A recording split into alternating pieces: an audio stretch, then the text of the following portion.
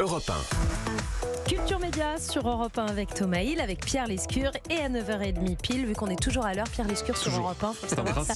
C'est le journal des médias de Julien Pichenet. Et alors on a appris ce week-end qu'un ancien nul allait participer à la nouvelle émission de Camille Combal. Oui, Camille à Images, une émission hebdomadaire, une compilation d'images insolites de la semaine que TF1 va relancer le 9 novembre en deuxième partie de soirée. Elle avait déjà été testée il y a 2 ans, mais en prime time. Avec aux manettes donc l'animateur de Danse avec les stars qui sera entouré de plusieurs chroniqueurs, dont Dominique Farrugia, ancien comparse de Chantal Lobby, Alain Chabat et Bruno Carrette. Un retour devant la caméra plutôt inattendu pour celui qui a arrêté de jouer la comédie il y a 20 ans déjà pour se consacrer à la production et à la réalisation. C'est lors d'une petite vidéo comique diffusée à la mi-temps du rugby vendredi soir que l'on a appris la nouvelle. Dominique Farrugia rejoint ainsi Alexandre Kominek, Ilias Djadel ou encore un certain Pierre-Antoine Damcourt dont la présence dans l'émission avait été annoncée quelques jours plus tôt. Bonne idée ça, Dominique Farrugia, de le recruter aujourd'hui. Ouais, parce qu'il a quelque chose d'incisif.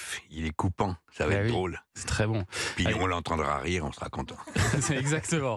Ça bouge pas mal en tout cas à TF1 en ce moment. Il y a ce nouveau divertissement qui arrive. Il y a la matinale de Bruce Toussaint aussi qui va commencer en janvier et un nouveau jeu d'aventure que la chaîne devrait lancer prochainement. Ouais, d'après le journaliste indépendant Clément Garin, TF1 pourrait prochainement diffuser une adaptation d'un jeu danois appelé Flocken, qui a déjà voyagé dans d'autres pays sous le nom de The Lost Ones, qu'on pourrait traduire par les survivants. C'est une sorte de variante de Koh-Lanta. Les candidats sont abandonnés en pleine nature, si possible hostile. Sinon, c'est pas drôle. Les candidats sont dispersés.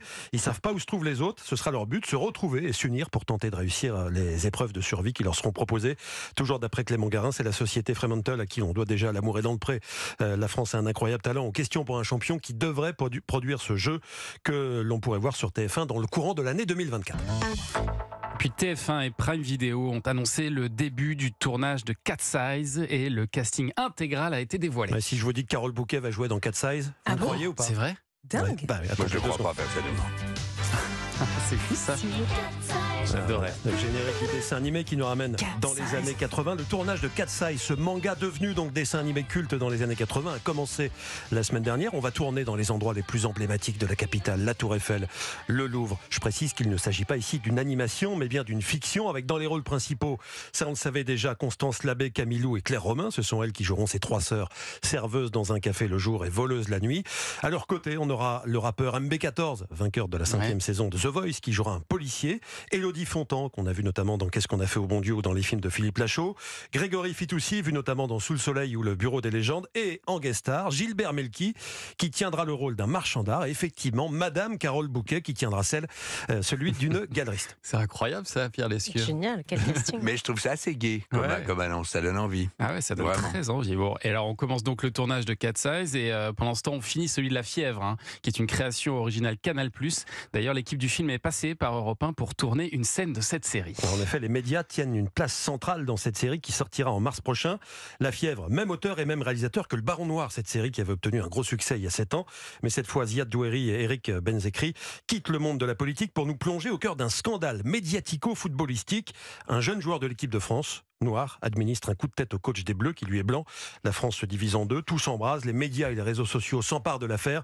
Pour le réalisateur, c'est une histoire très forte qui dit beaucoup du monde d'aujourd'hui où tout tourne autour de l'information et de l'image. Quand j'ai reçu le scénario, j'étais énormément emballé par la vision des choses. Il fallait que j'apprenne le langage des réseaux sociaux. C'est une série qui parle comment la dispersion des nouvelles arrive, comment ça se répand dans une société pour le bien ou pour le mal. Il fallait apprendre ce langage, c'est-à-dire une autre manière de tournage, une autre manière de montage, une autre manière de monter les sons, parce qu'on est bombardé par une rapidité des images. Je ne le connais pas, les réseaux sociaux. Ma fille, qui a 15 ans, elle les connaît par cœur. Ma fille, quand je lui ai montré le premier épisode, elle était scotchée. Elle a tout compris, alors que c'est une série très complexe et très très forte. Vraiment, c'est une des plus belles séries que j'ai faites.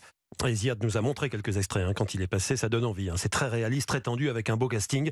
Nina Meurice, Anna Girardot, Benjamin Biolay et Anissa Haddadi. On y vient.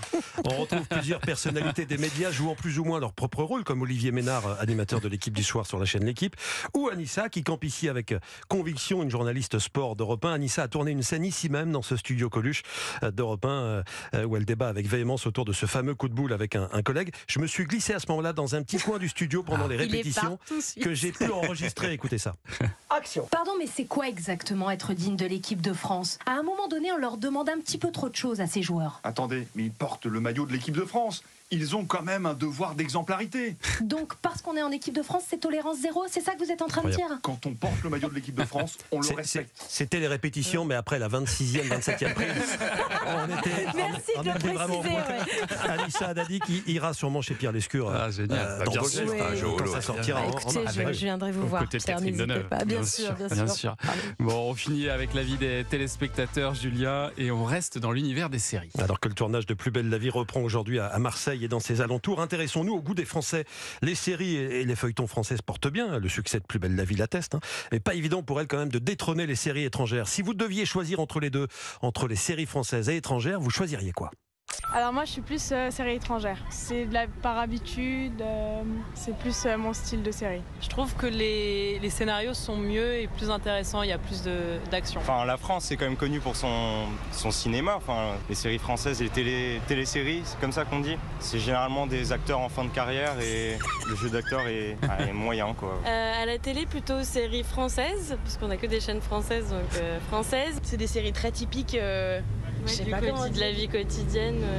Qui sont prenantes et c'est souvent beaucoup d'épisodes et beaucoup de saisons. Du coup, on tient pendant des années là-dessus. Je sais pas, c'est un truc un peu ancré en France. Je sais pas, j'aime bien. Ouais, beaucoup d'épisodes, tu m'étonnes. On a dépassé les 4000 pour Plus belle la vie. Micro-trottoir réalisé par Alexandre Omar. Et c'est pas fini, il va y en avoir d'autres des épisodes de Plus belle la vie. Merci Julien pour ce journal des médias dont toutes les infos sont à retrouver dans notre newsletter média. Inscription gratuite sur europe1.fr. Dans un instant, l'info média du jour, on va parler cinéma, plateforme. Vous restez avec nous, Pierre Lescure, mais avant cela, de la musique. Si je vous dis que dans ce morceau, on parle d'une grande actrice française, qu'il y a de la symphonie numéro 9 du Nouveau Monde de Dvorak, qu'il y a des fleurs du mal de Baudelaire, qu'il y a le poème du Corbeau d'Edgar Allan Poe, c'est Initial BB de Serge Gainsbourg que vous écoutez dans Culture Média sur Europe 1.